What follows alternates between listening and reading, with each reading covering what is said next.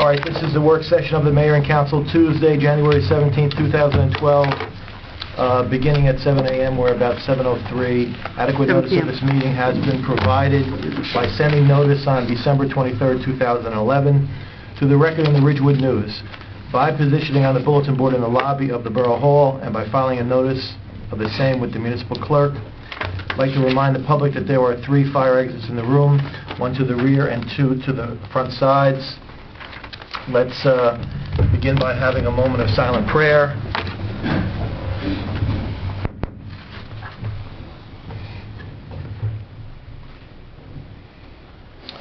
And then if Councilman Bartoloni can lead us in a salute to the flag.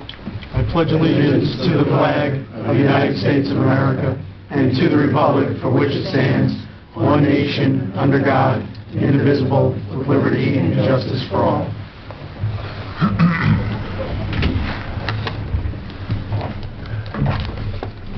All right, the first agenda item is topics for our Borough Administrator. Roll call. Oh, sorry. Denise, roll call. Councilwoman Murphy? Here. Councilman Ford? Here. Councilman Porto? Councilman Mignone? Here. Councilman Bartoloni? Here. Councilman Papaleo? Here. And Mayor Mascaritolo? Here. All right, let's go into the first item on the agenda, discussion of the request for proposals for mechanical engineering to the Borough Hall. We have our Borough Engineer, Mr. Costa, present. Mr. Mayor, good evening. Members of the council, good evening. Members of the public, good evening.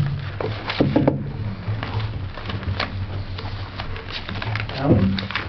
Mayor, if I may, we received bids on the mechanical engineering services to design an HVAC upgrade to Borough Hall on December 28th. We received 7 bids. The spread among the bids was approximately $2,400 to $10,300. We made a correction on the listing of the results of the bids today. These bids basically represent an evaluation of the existing system. We have a low bid from YMP Consulting Engineering. Rob has been asked to research their references, talk to us about them as the low bid, followed by Land Associates at $3,150, and the remaining 4 or 5 are in the $6,000 range, including the high bid from Robinson of $10,003. So. Am I correct, Alan, that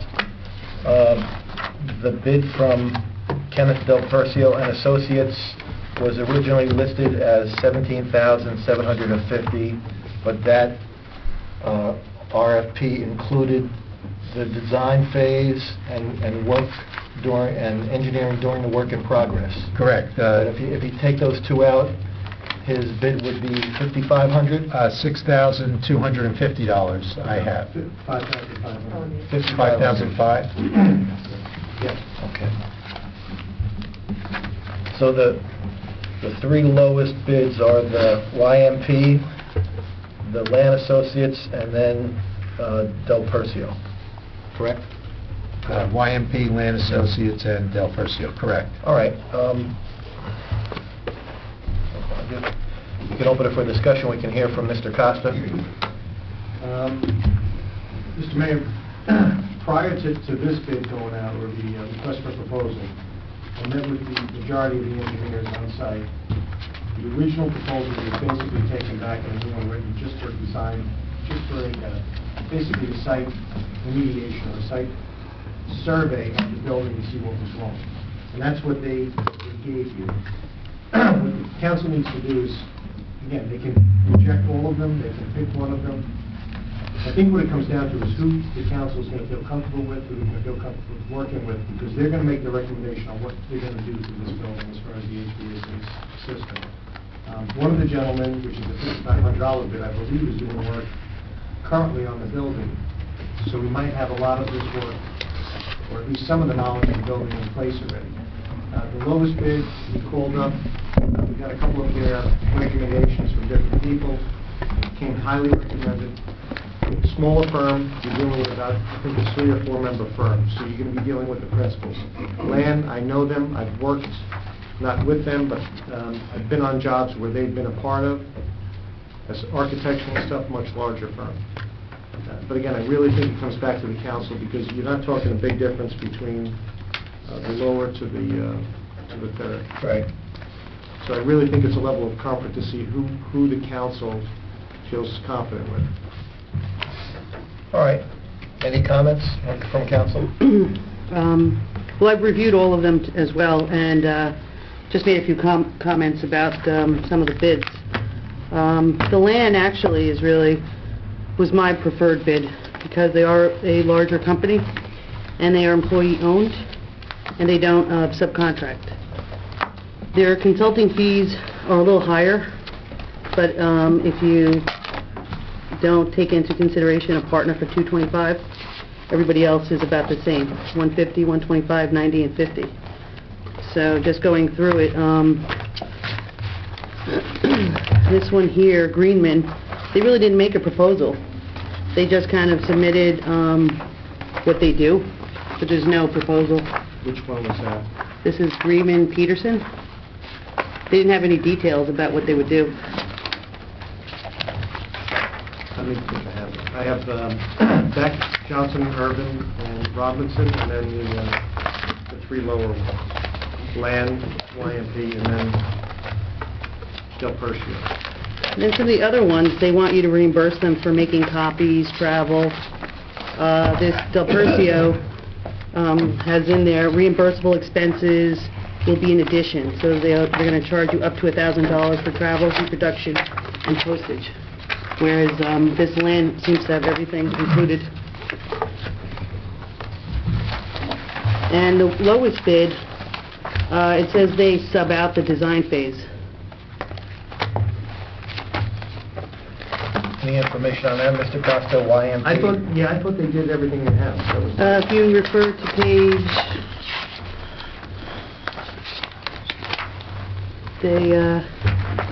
toward the back, it says they sub out the design.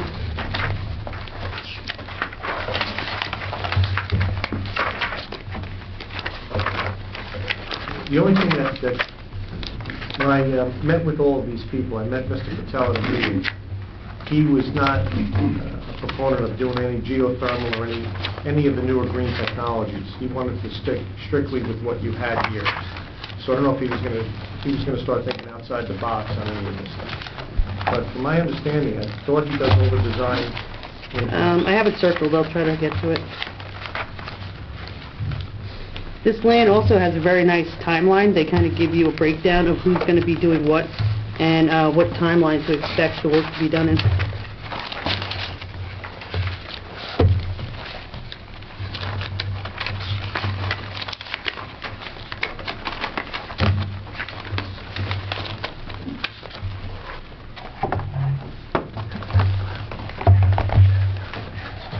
Rob, I noticed Land had a number of these LEED certified engineers. Is that significant with reference to this particular job? Again, unless you're going to start reconstructing a building and trying to get it into some sort of a high-energy, high design, it's not even going to come into a basis. If you were building from scratch, or if you were really going to retrofit this whole building and you can rip it apart and put it back together, then I would say yes. It seems like each of them all offer leads people, but if you refer to the YMP, page 5 and 7, in the middle of it, it says, during the design phase, our firm will utilize the sub-consultant services of the environmental engineering firm Matrix New World and the structural engineering expertise of E2PM LLC. That could be for any asbestos or any environmental stuff that's in contact with. But actually, what's important here is actually the mechanical design. What you're going to do with your mechanical systems, your chiller, whether or not you're going to replace it, whether you're going to look, again, outside the box. Land, I'm sure, can look outside the box. I'm sure they've worked with geothermal and stuff, if you want to, again, go that route. That's really the question. This building, it probably doesn't make sense because you're not operating 24/7. But at some point with the police station next door, which operates on 24/7, there might be some cost savings or benefit if you can combine the two. Or looking for somehow tying in the firehouse systems and getting into one one package unit. If it's just going to look at this building as a separate entity, then you probably the best bet is just to replace what we have here, keep it simple, and replace the piping that's in the walls and move on. So if we did, say, geothermal, we could probably combine all three buildings, the firehouse, the police building, and this building. Geothermal is going to, again, you're probably going to get a savings somewhere around at least 40%, maybe more. And the savings really comes in when you're an end user and, again, you're operating like a 24/7 operation. Because obviously your heat demands, your cooling demands are around the clock. This building, you don't have that, but still, you're open 6 days a week, 5 days a week, and you do have probably a pretty good demand here. So it could make sense. It might be very expensive up front, but again, that's what these people are, trying to forecast and tell you. All right, I think the next thing we have to find out from Alan is whether or not there's even money in the budget to fund the preliminary evaluation. Well, we have a new engineering budget this year, and yes, so we can fund this evaluation. We could fund From operating, yes. Up to the 5,500 if we needed to? Yes. Okay. Once they evaluate this, what's the cost usually to make a new one? Well, what they're going to do is make recommendations back to the council, but I would think you have to be in, in excess of 100,000 to get this work done, probably 150 easily. And I guess it really comes down to whether or not the chiller is it finished? Is it just the piping that's in the walls? And I think that's where the problem lies. You're going to have to start opening up the walls and really explore what the problem is. And that's my understanding. That's what this study is going to tell the council. Ed? Do you know whether the BPU is going to have their direct install program again available for 2012? I have no clue. Okay. That was a program they had over the last couple of years where they were essentially given a 60-40 split with the town, with the state picking up 60% of the cost for energy efficiency upgrades. I know the last round expired December 31st, but maybe we should look into whether they're going to renew the program for this coming year. Right now, what I'm hearing from different people is the SRECs right now, I think, are down to under $200, $150, $130. So all of these private companies that hopped on this, let's put solar panels on our roof, and we're going to pay for it in a certain allotment coming back, and it's going to pay back. That's when these solar RECs were $500, $600. Yes. They've now dropped down to close to $150 or $130. So the rebate that they're getting back is much, much smaller. So now the time frame to pay this stuff off is much greater. And now I believe the state's looking at putting this on top of landfills and so on and so forth, which could even drive the price down even lower. So if that's part No, of it wasn't to do with solar. It was just basically for HVAC and lighting upgrades. Okay. And they were doing a 60-40 split, funded out of the general state budget. They were providing a 60% incentive, and the towns But were responsible for 40%. I don't think that's this year. No, I said the last round expired on December 31st. They said they didn't know whether they were going to offer it again in 2012. The same with the block grants they have been given for energy efficiency also, which some towns were using as their match for that. We did that in Fort Lee. We were able to get $200,000 worth of work for essentially free. But that was under last year's schedule. Well, I think no matter what, you need to come up with what is it you're doing. So I think until you hire a mechanical engineer, and again, originally this was going to be an architect, and that would have went under his domain as far as the architect would have then subbed out for a mechanical engineer to come in. Thought was just hire a mechanical engineer directly, let him make the recommendation to the council, and then go from there. So it's either you take these, award it to one of them, or throw them away, go back to the original plan with an architect and have him pick who he wants to work with. Because I think whoever you pick here, it's probably not going to be enough to get you to the finish line. You're probably going to need some sort of architectural upgrade or some other architectural features. Once they figure out exactly what they need to do and what walls are getting ripped out, what ceiling is getting replaced, so on and so forth. So this might not be the end all. And would it be your recommendation that the study has to proceed to come up with at least a cost estimate? Because I don't know whether, budget-wise, we're going to be able to support another large capital project this year. But I guess to know what the order of magnitude is, we need to do the study. It's one of I would those. think you do. Or come up with a worst-case scenario, would chiller cost this, X amount of piping cost this, and come up with that number and put that in the budget. That was if we were to replace everything in kind, Right. not looking at a new system. Not looking at other systems. And I'm not sure if these, again, I know Patel definitely is not a proponent of any of the green systems and the geothermal, because he just doesn't think it's a big bang for the buck. I disagree in a certain extent, if you're not going to look at the energy use first, because it could be a cost savings over time. All right, so, I have one more question. go ahead. On some of these reports, it says that they weren't provided with any plans, or do we have any of those? We sent Alan up into the attic. He came back a couple days later. I mean, there's no blueprint for that? That, for next door there is, for this building, very limited. What happened to them, you think? That was way before my time.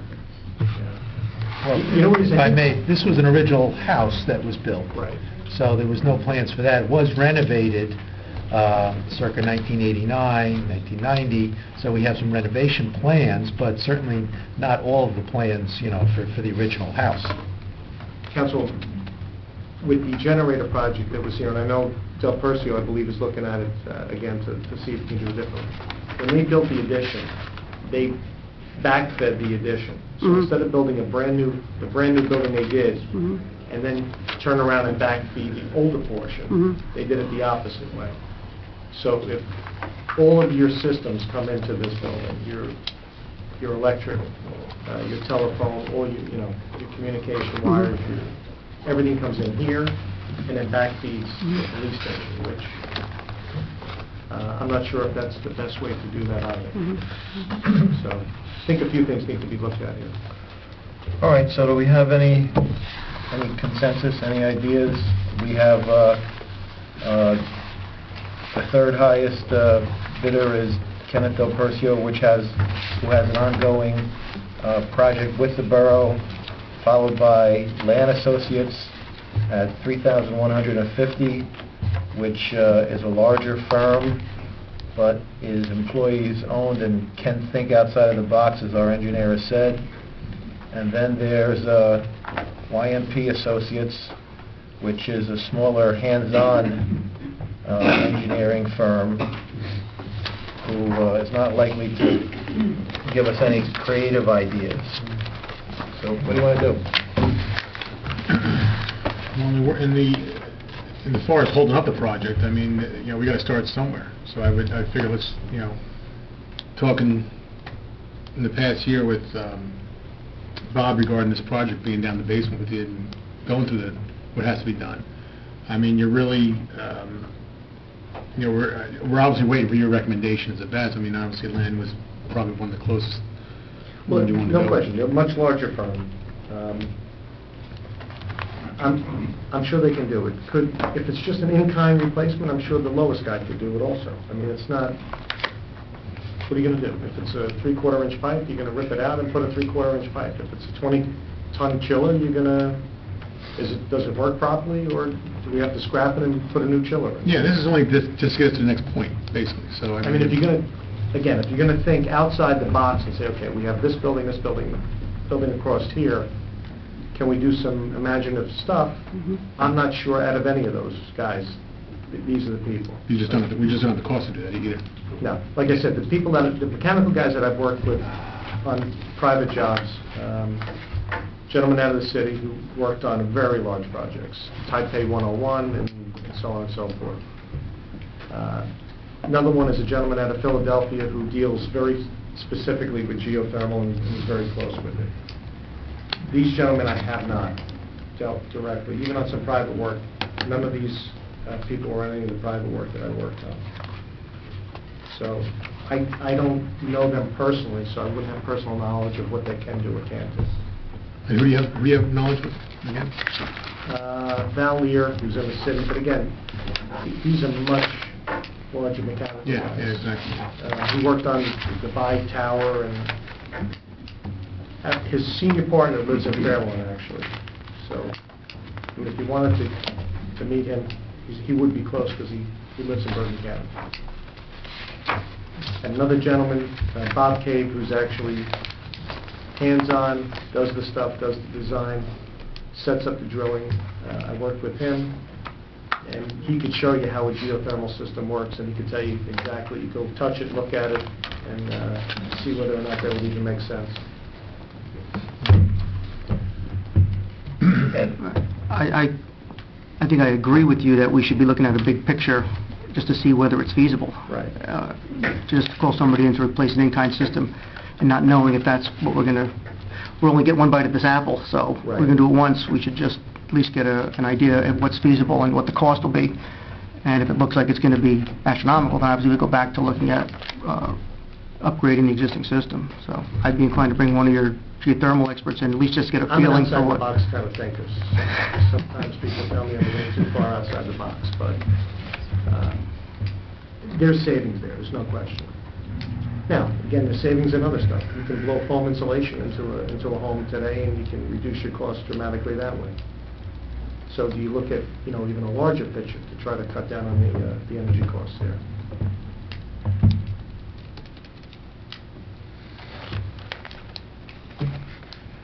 What do you think, Mr. Engineer? Would one of these geothermal experts be able to at least just do maybe a preliminary and just You know give what, us yeah, let me, a feel, and we could just maybe table this until we hear Or from... does this have to be Yeah, voted on today? no, we just wanted to get started somewhere, but we could table it, put it on the next meeting. All right, what I could do, I could send out an email tomorrow morning and see if they're willing, any of them are willing to come up. I don't see why they wouldn't.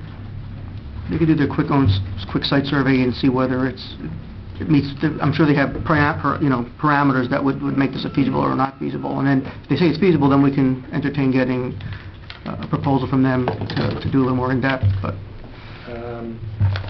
There's no question. When we were working on the Spar and Ford Lake, a lot of these guys came into the mix on that, even though that project got denied at the zoning board level. But that was going to be even more interesting, because they were going to look into cogeneration, which I'm not saying that even makes sense here, but again, you start creating your own electricity and basically powering your building where you're self-contained off of your gas service. But I don't know if that even remotely makes sense here. I don't think it Probably would. I not. think it's too small of an Yeah, I application. just think the cost is going to... The cost for the little bit of savings you're going to get to me is... You no longer need a generator. You become your own generator. Yeah, I understand that, yes. That's the difference. How many years would it take to, You know what it is? You have to really do a study to see what your bills are, and then start analyzing whether or not. You can't just do one. You need more than one micro turbine is what they call it. And basically what this is, it runs off gas. And then you create electric from those turbines, and then in order to make that, they create heat. You use the heat as a bypass to heat your buildings in the winter.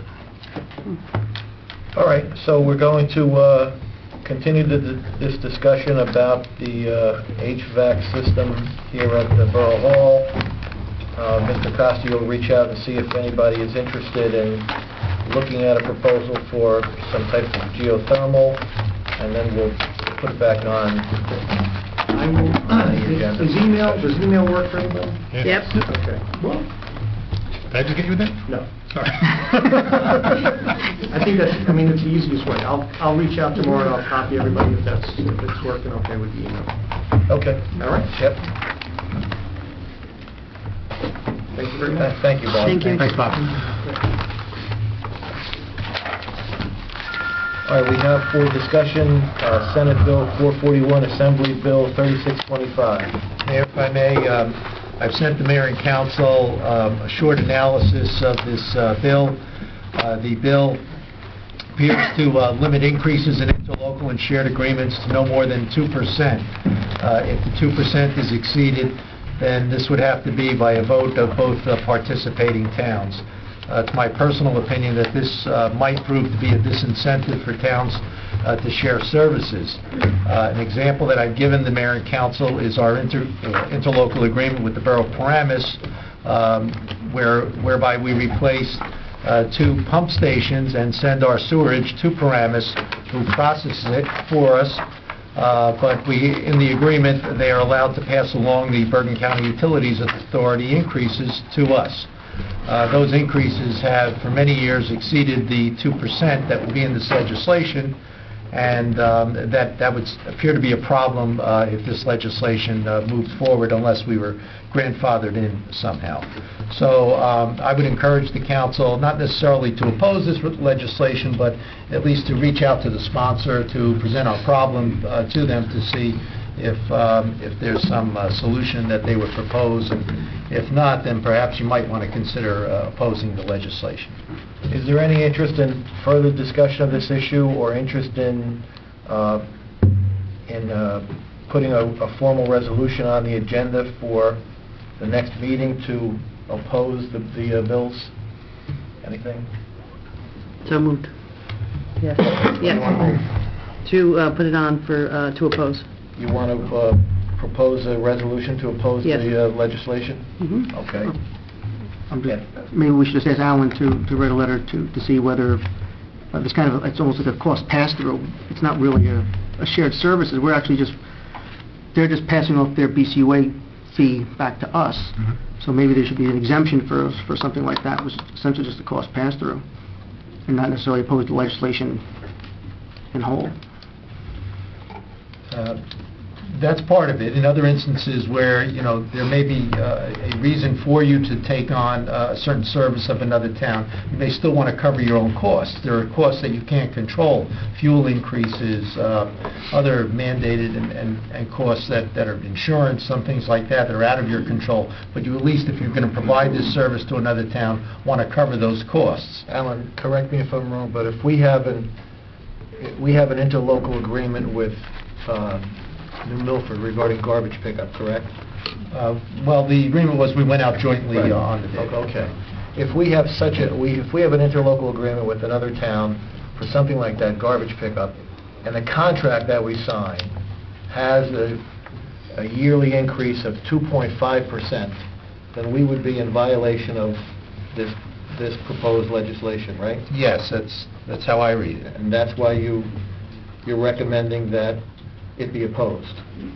My first step, I would reach out, Senator Gordon is one of the sponsors of the legislation. I would reach out to him and present our problem. There may be a solution to our situation or another town where they want to enter into an agreement with some sort of a clause to cover their costs. So I would write a letter first to the senator to see what their reaction is, and just, then oppose it if it's not satisfactory to your...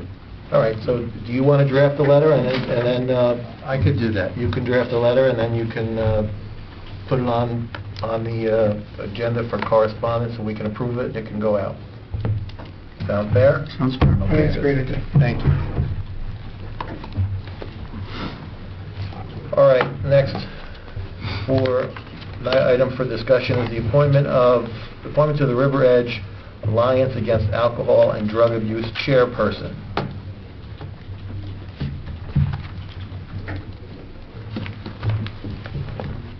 I don't know why it's on there. I'm sorry, Mayor. There was no appointment for that position, and there was a discussion on who would be chairperson, and right now we have Jody Lenko.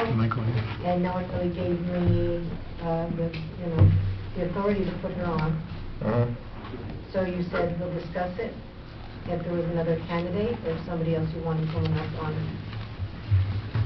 Yeah, I don't think there was another candidate. She was there last year, and we were just going to carry her over, so I think it was just a miscommunication there. But I'd like to motion to put Jody Linkle back on. Second. As part of the River Edge Alliance Against Drug and Alcohol chairperson. Second. Thank you. All right, there's a motion and a second. Can we have a roll call vote? Sure. Councilwoman Murphy? Yes. Councilman Ford? Yes. Councilman Ignon? Yes. Councilman Guadalupe? Yes. Councilman Papaletti? Yes. Thank you. All right.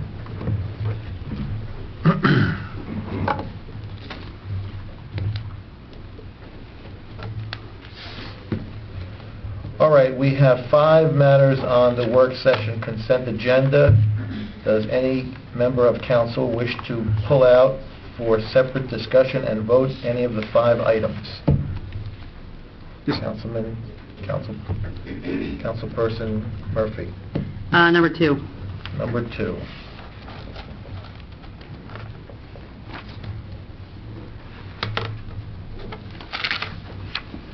And It was the same. same? Okay.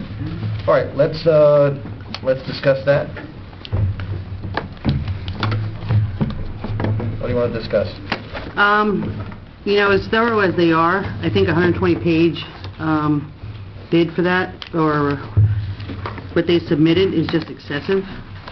And I don't think it'll encourage a lot of businesses to be able to do this job.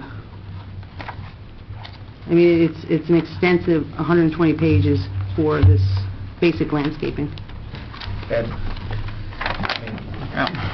Sorry. No problem. I'm doing the same thing Mayor Watkins did.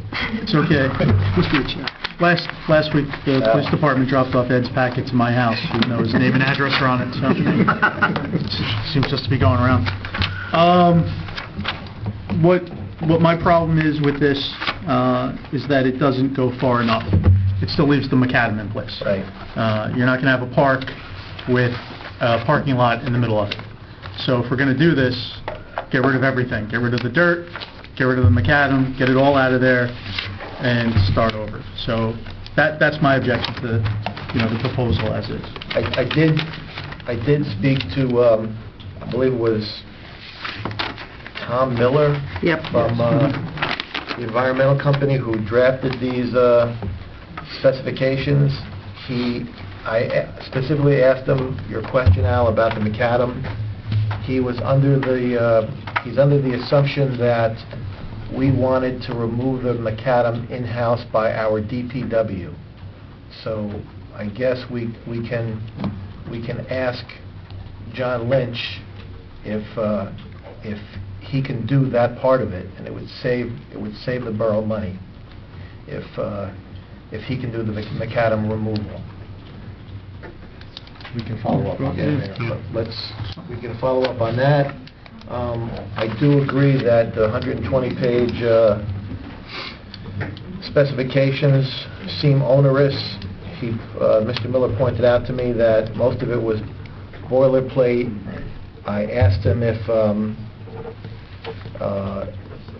we could, since it all comes down to, if you look at the 120-page specification, maybe a half a page that actually talks about what has to be done, which is removing about 150 tons of soil and disposing of it, and then bringing in clean soil.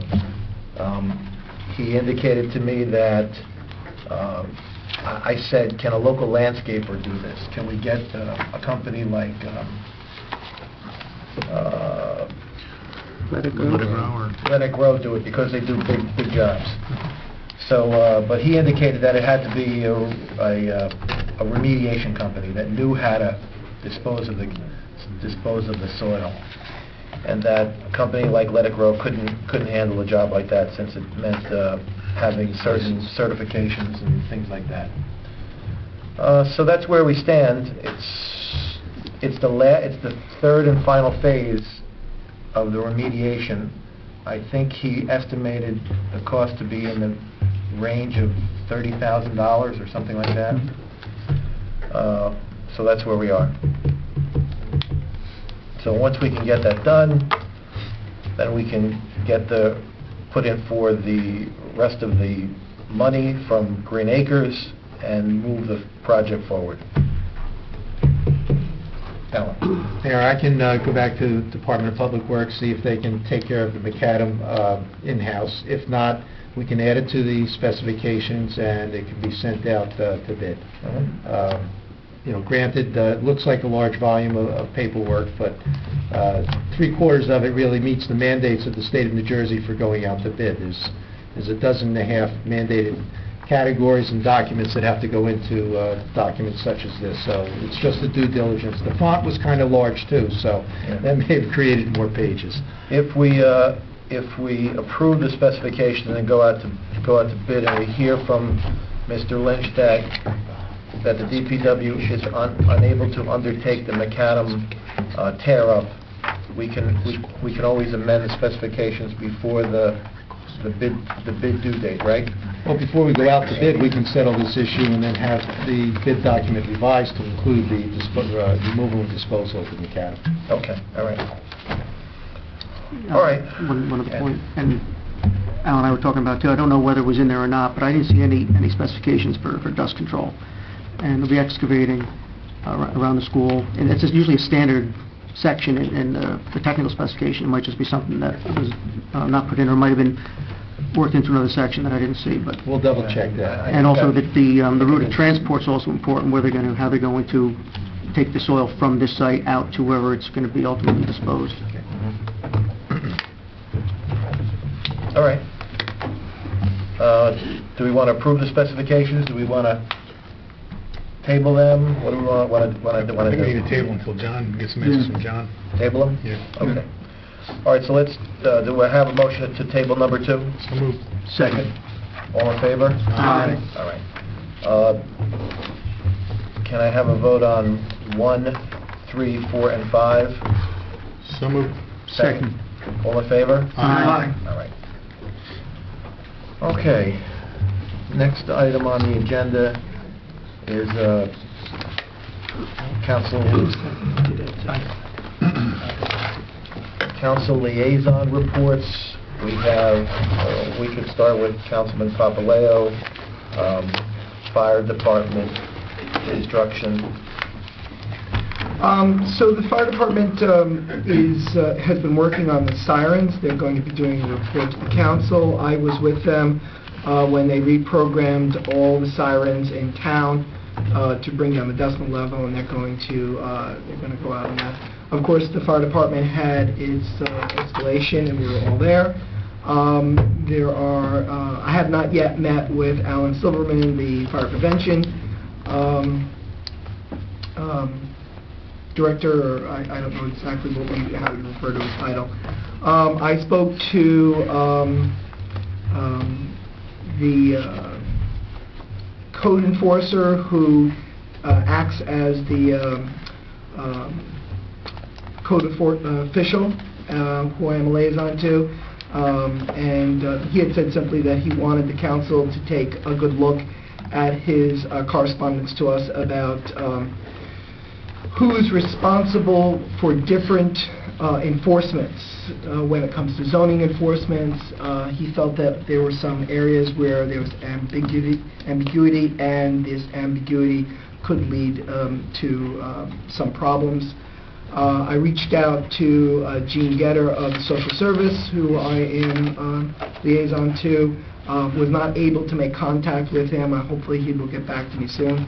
I reached out to Mr. Byrne, who is our property management, and had a good conversation with him, gave him my cell phone number and my email address, and he had no major concerns.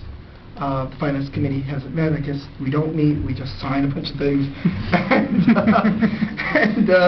So I think that pretty much covers everything. All right, thank you.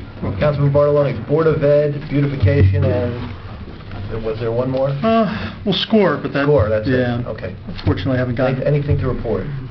Let's see. Well, beautification had its first meeting on the 12th. A lot of the members are actually in the audience tonight. They're still in the process of choosing their chairperson. Hopefully it'll be Ann Cannon again. She did a fantastic job last year, so we'll see at our next meeting. And it looks like, you know, in terms of beautification, they're trying to form committees around each specific property that they maintain and beautify.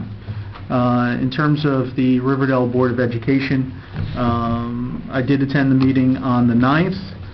There wasn't a tremendous amount going on at that meeting. A lot of their discussion centered on a survey, I guess, that they're planning on sending out to the parents regarding, you know, how are we doing, kind of thing. And a lot of their discussion centered on who has the authority to send it out, whether it was the subcommittee that drafted it or it was the board as a whole. And that took up a good half hour or so of the meeting. And they're in the process of going through their budget as well, but they didn't release any details about that.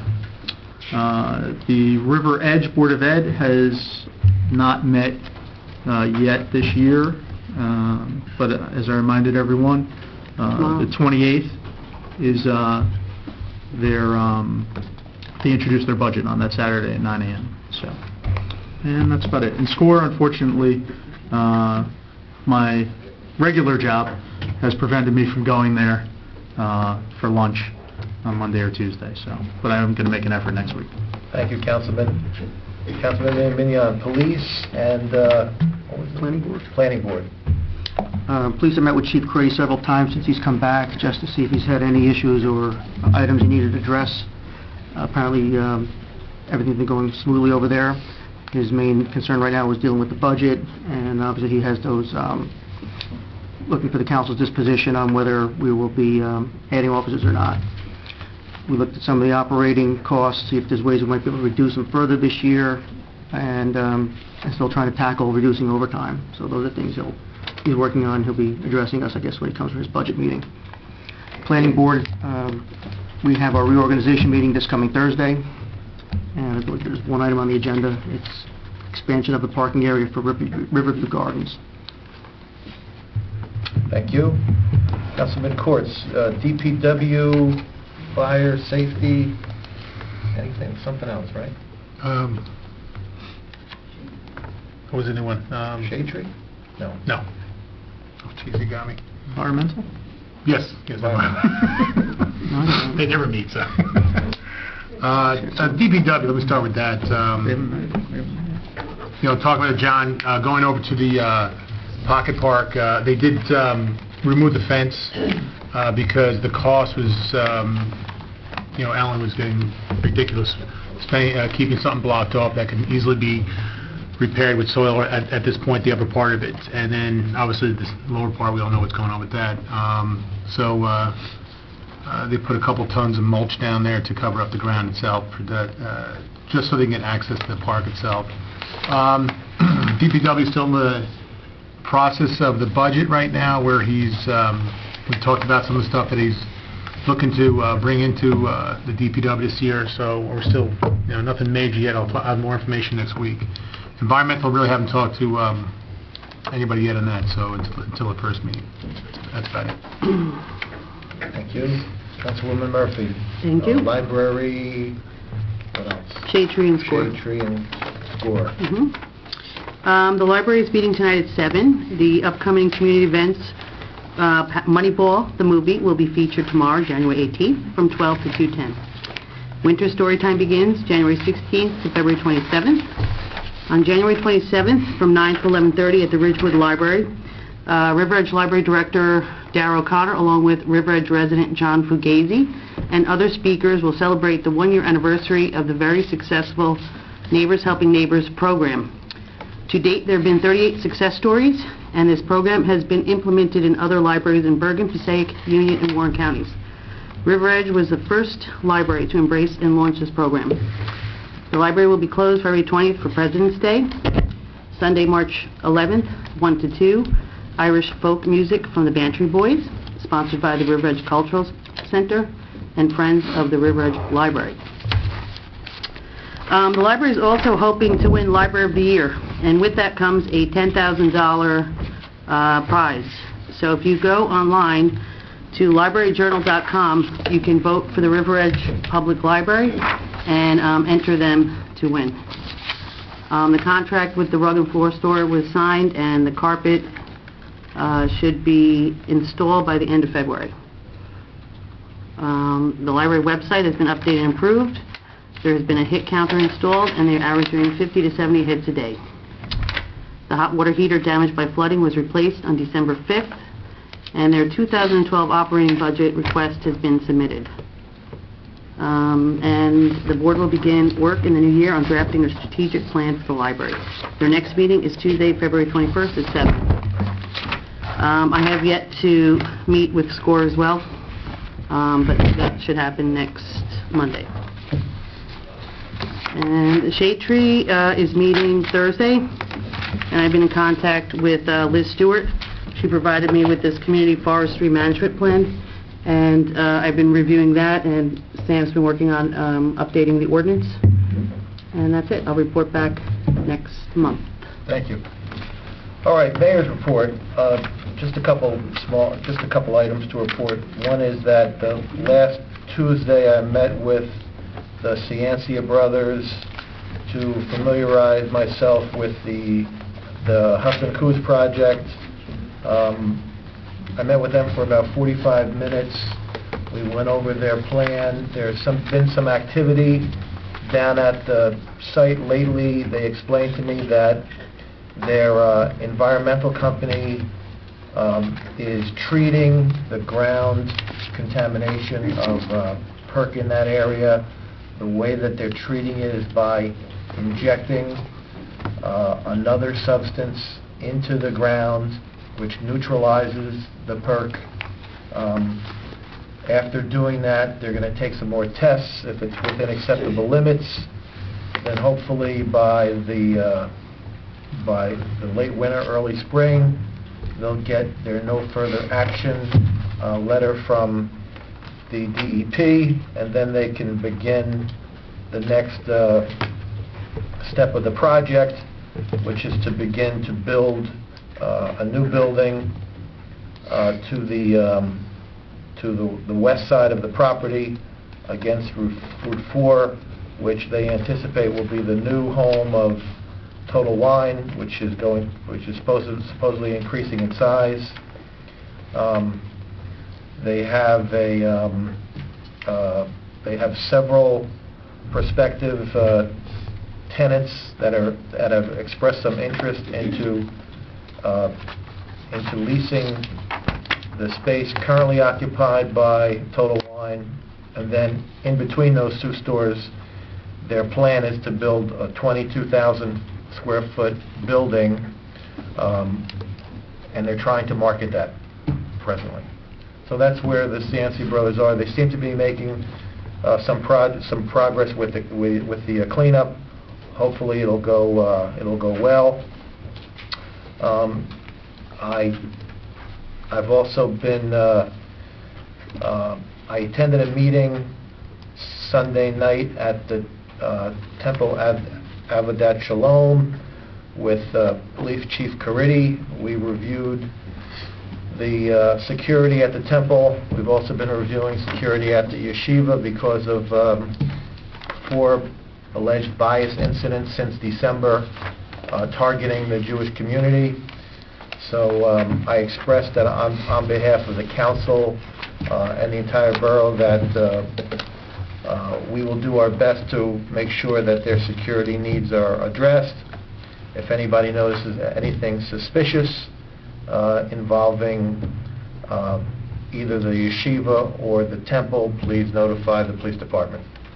I also spoke to Superintendent of Schools Tova Ben-Dov, and she informed me that on February the 9th at 6:15, the Board of Ed is hosting a planning meeting for the Board of Ed and inviting public officials and the community. The meeting will be at the Cherry Hill School meeting room at 6:15. So those are that's the mayor's report. The next item on the agenda is we have a presentation from Peter Pullis of Pullis William Architects regarding the DPW and the library roof.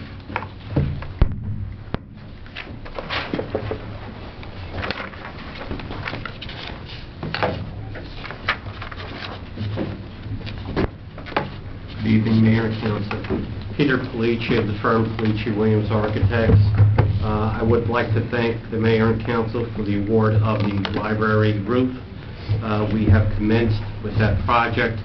I was at a job site the other day, taking some photographs and some measurements. So my plan is to have those documents ready for bid by early spring, and to do all of our preparatory work, drawings, and get the construction drawings ready for bid in the next few months. I think I will make some recommendations on some roofing systems that would be cost efficient and try to maximize the warranty. There are some good products that are coming out, and we'd like to implement those new technologies.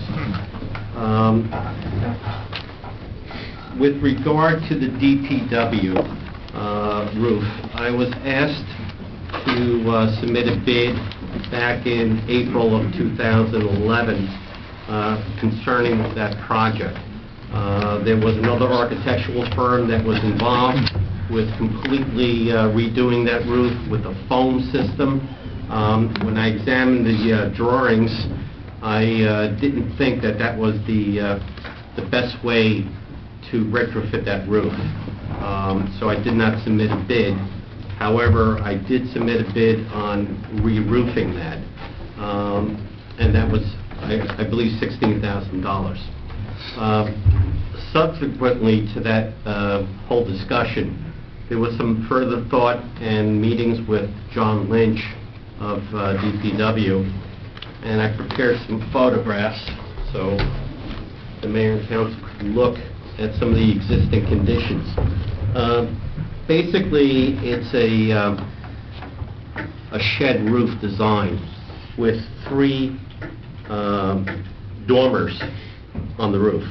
I believe that these dormers are probably 90% of the water source or the water infiltration problems that are currently plaguing this building. So in discussion with your borough engineer, Robert Costa, we're thinking about removing these dormers and just putting a new flat roof over these penetrations. These penetrations are very drafty. They're very low-tech, single glazing.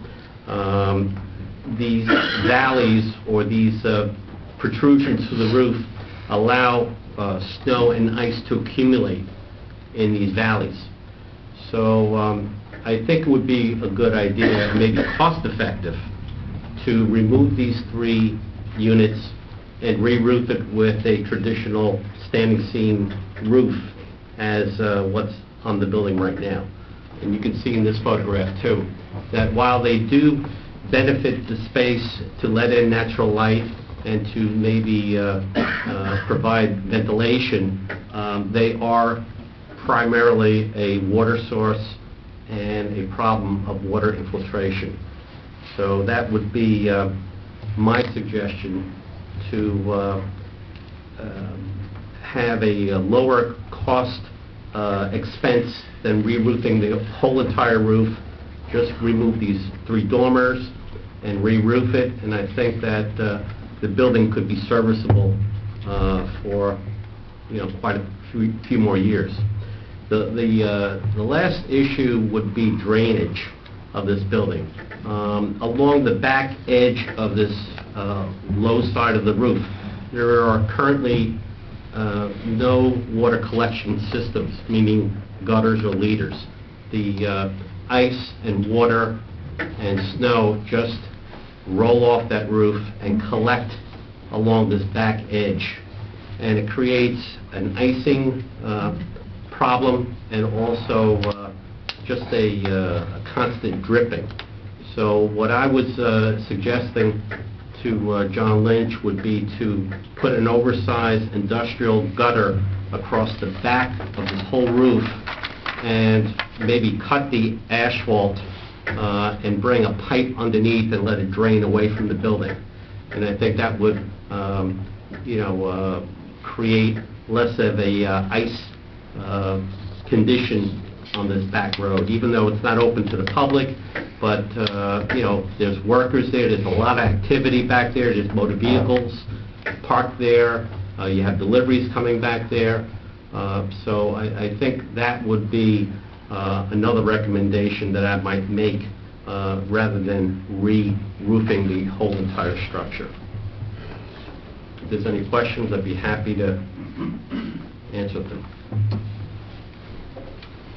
Are the dormers for only for light and, did you say they're for light and ventilation? Yes.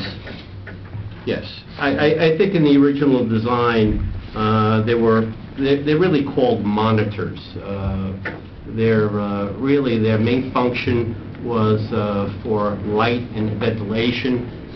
You can see on this photograph, the bottom is operable.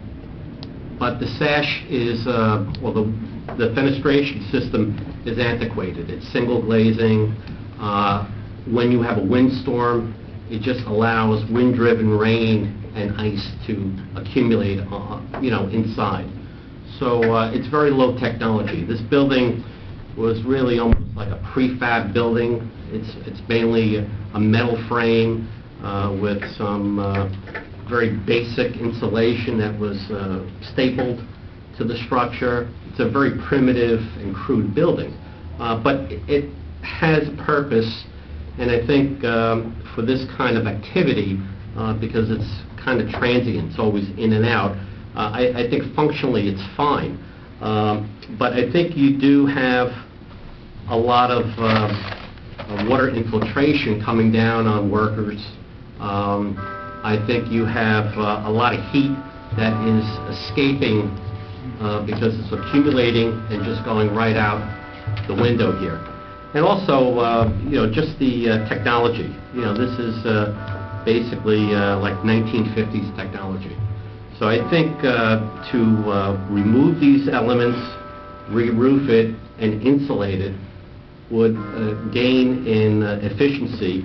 I think there are other things that we have to do to the building, like put in some exhaust devices for truck exhaust and carbon monoxide control. So there will be some other things that we have to do, but I think by doing this and coupled with eliminating this ice damming situation, I think it would be money that would be wiser to spend rather than re-roofing an entire roof. All right, thank you. You're welcome. Any other questions? One quick question. Councilwoman Murphy, then. Sorry, would there be any benefit to having a skylight there? Would that be because I've been in the building and the light is, it is very bright with that. Could Yes. a skylight be put on there? Skylights are tricky. Skylights are effective if you have a curb on them. Uh-huh. And large skylights are quite expensive. Okay. There is a benefit to working in natural light, but, I think the technology is out there with lighting systems to get that natural light quality. It's not like a school or a office situation where natural light benefits you. It's, like I said, more transient. They're fixing automobiles, they're loading, tools and fixing machinery. So, and then usually, a lot of times, the garage doors are open. So that also brings in natural light. So I like this design. From an architectural point, it makes some sense. But I think I'm looking at the practicality of why re-roofing or why spend money on something that's not broken. Let's address the part that is broken and just make it as maintenance-free as possible. I like the natural light, but it comes at a price. We could put some skylights in. I think it would drive the price up. Okay, forget that. So, I looked at that, and even though I am a light person, I don't think it's cost-effective. Thank you. Yeah. All right, thank you, Mr. Polici. Any other questions? Just one quick, do you have a ballpark estimate what the construction cost is going to be? I don't at this point, but I would take a look at it, and I could report back to the mayor and council at their next meeting or following meeting. I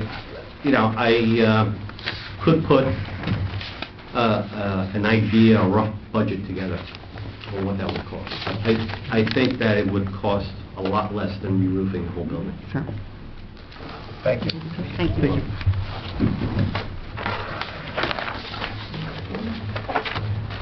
All right, The next item we have is unfinished business.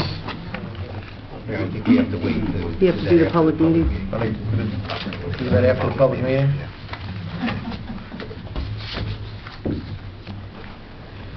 All right, do I have a motion to adjourn the work session? So moved. Second? Second. Second. All in favor? Aye. All right. All right, we're going to suspend the closed meeting. We're going to go right into the public meeting. Not going to have anybody